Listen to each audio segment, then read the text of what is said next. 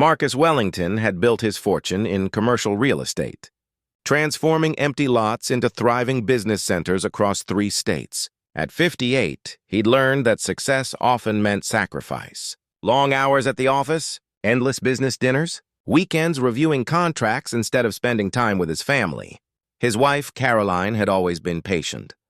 She'd raised their son, Ethan, largely on her own while Marcus climbed the corporate ladder. Now, with Ethan away at college, the house felt emptier than ever. Marcus promised himself he'd slow down, spend more time at home. But promises, he'd discovered, were easier made than kept. This particular Tuesday afternoon, however, fate intervened. His meeting in Philadelphia had been canceled at the last minute. Rather than filling the time with phone calls and paperwork, Marcus made an impulsive decision. He'd go home early, surprise Caroline. Maybe they could take a walk through the neighborhood like they used to. Before life got so complicated.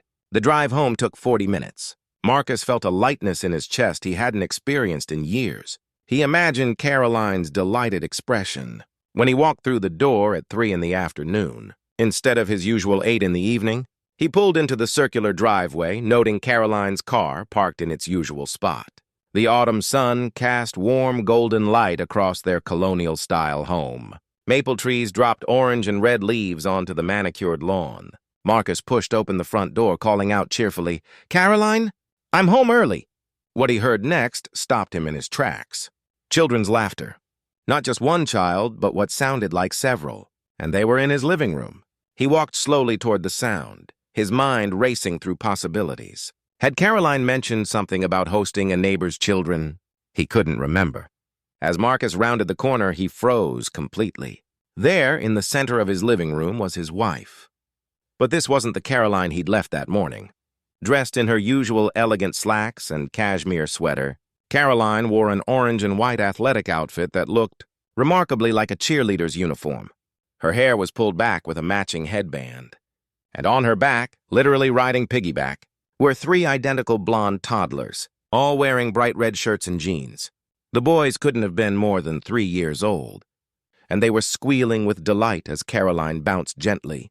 Her face lit up with pure joy. Marcus stood there, briefcase in hand, mouth slightly open, trying to process the scene before him. Caroline noticed him suddenly. For a brief moment, her smile faltered, replaced by a flash of something Marcus couldn't quite identify. Worry, embarrassment? Then her natural warmth returned. "Marcus, you're home early."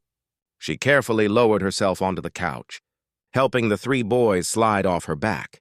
They immediately began giggling and climbing over the furniture. "I can see that I am," Marcus said slowly, setting down his briefcase.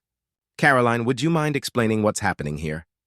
The 3 little boys had stopped their playing and were now staring at Marcus with wide, curious eyes. Caroline stood, smoothing down her unusual outfit. "Marcus, these are the Thornton triplets. Liam, Noah, and Owen. Their mother, Jennifer, had an emergency at work. Her usual babysitter canceled, and she was desperate. I told her I could watch them for a few hours." Marcus looked at his wife, then at the 3 children, then back at his wife. "And the outfit?" A slight blush colored Caroline's cheeks. "The boys wanted to play a game, where I was a superhero, who could carry all 3 of them. This was the most athletic thing I could find in my closet that wouldn't get ruined." One of the boys, the one Caroline had called Liam, tugged on Marcus's pant leg. "Are you Caroline's helper? Can you be a superhero too?" Marcus looked down at the child's earnest face. Something softened inside him. He loosened his tie and crouched down to eye level. "I'm Marcus. I'm Caroline's husband, and I'm not sure I'd make a very good superhero. I spend most of my time in boring meetings." "That is boring," little Noah chimed in with perfect honesty. Despite himself, Marcus laughed. A real laugh that came from somewhere deep he'd almost forgotten existed. "Boys," Caroline said gently, "why don't you play with the building blocks over there for a few minutes? While I talk with Marcus?" The triplets scampered off obediently, though they kept glancing back at the unexpected visitor. Caroline led Marcus into the kitchen, her expression apologetic. "I'm sorry you came home to chaos. I know this isn't what you expected." Marcus leaned against the counter, studying his wife. In the afternoon light filtering through the kitchen window, he noticed things he hadn't seen in a while. The genuine happiness in her eyes, the energy in her movements. The way she kept glancing toward the living room to check on the boys, a soft smile playing at her lips. "How often do you do this?" he asked quietly. Caroline hesitated. "Watch the Thornton boys?" "This is the third time this month. Jennifer's a single mother, Marcus. She's a nurse at the hospital. Sometimes her shifts change unexpectedly and she has nowhere else to turn. And the other times I've been at work?" "Yes." Marcus was quiet for a long moment. In the living room, the boys were building an elaborate tower with blocks, their voices a happy murmur. "Why didn't you tell me?" he finally asked. Caroline's shoulders lifted in a small shrug. "I suppose I thought you'd think it was silly. A woman our age playing babysitter. You're always so focused on important things. Business deals, investment opportunities. This probably seems trivial to you." The words hit Marcus harder than Caroline likely intended. She wasn't being cruel, just honest. And her honesty revealed something Marcus hadn't fully acknowledged. Somewhere along the way, he'd stopped seeing the importance in small human connections. Everything had become about the next deal, the next success. "Caroline," he said softly, "do you remember when Ethan was that age?" Her expression softened. "Of course. You used to come home from work, exhausted, and he'd demand you play dinosaurs. You'd get down on the floor in your business suit and roar around the living room for hours." "I'd forgotten that," Marcus admitted, his throat tight. "When did I stop doing things like that?" Before Caroline could answer, a crash came from the living room, followed by crying. They both rushed in to find Owen sitting among the ruins of the block tower, tears streaming down his face. "It fell," he sobbed. "Our building fell down." Marcus surprised himself by kneeling beside the boy. "Hey there, Owen, you know what? In my job, buildings fall down all the time. Well, not real buildings, but plans for buildings. And you know what we do?" Owen sniffled, looking up. "What?" "We build them better the next time. Want me to help you boys build an even stronger tower?"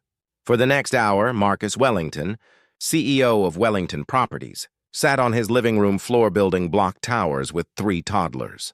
He showed them how to create a stable foundation. He made up stories about the imaginary people who lived in their block city. He laughed when the towers inevitably toppled, and he patiently helped rebuild them. Caroline watched from the doorway, her hand pressed to her heart. When Jennifer Thornton arrived to pick up her sons at 5 o'clock, she apologized profusely for the inconvenience. Marcus, his tie completely removed and his shirt sleeves rolled up, waved away her concerns. "They're wonderful children," he said sincerely. "Anytime you need help, Caroline and I are here." He felt Caroline's surprised but delighted glance. After the Thorntons left, the house fell into a peaceful quiet. Marcus and Caroline sat together on the couch, the late afternoon sun creating long shadows across the floor. "I've been doing it wrong," Marcus said into the silence. "Doing what wrong?" Caroline asked gently. "Everything. Life, marriage, success. I thought providing for you was enough. Making sure we had financial security. But I've missed so much, Caroline. Time I can never get back." Caroline took his hand. "You've given us a beautiful life, Marcus. But you're right. We've missed you. I've missed you. Those boys today," Marcus continued, his voice thick with emotion. "They reminded me of what matters. Not the next business deal. Not the next zero added to the bank account. Just simple human joy. Being present. Being needed in a way that has nothing to do with money." "It's not too late," Caroline said softly. "It's never too late to change." Marcus looked at his wife. Really looked at her. Perhaps for the first time in years. "Will you help me find my way back?" "I've been waiting for you to ask," she replied, squeezing his hand. That evening, Marcus called his assistant and cleared his schedule for Friday. He told Caroline to make plans for a long weekend away, just the two of them. No phone calls, no emails, just time together. He also made another call to a volunteer coordinator at a local community center that worked with families in need. If he could feel this fulfilled spending one afternoon with 3 children, imagine what he might experience by making it a regular part of his life. The following weeks brought changes to the Wellington household. Marcus started coming home at reasonable hours. He helped Caroline watch the Thornton triplets regularly, forming a bond with the boys and their grateful mother.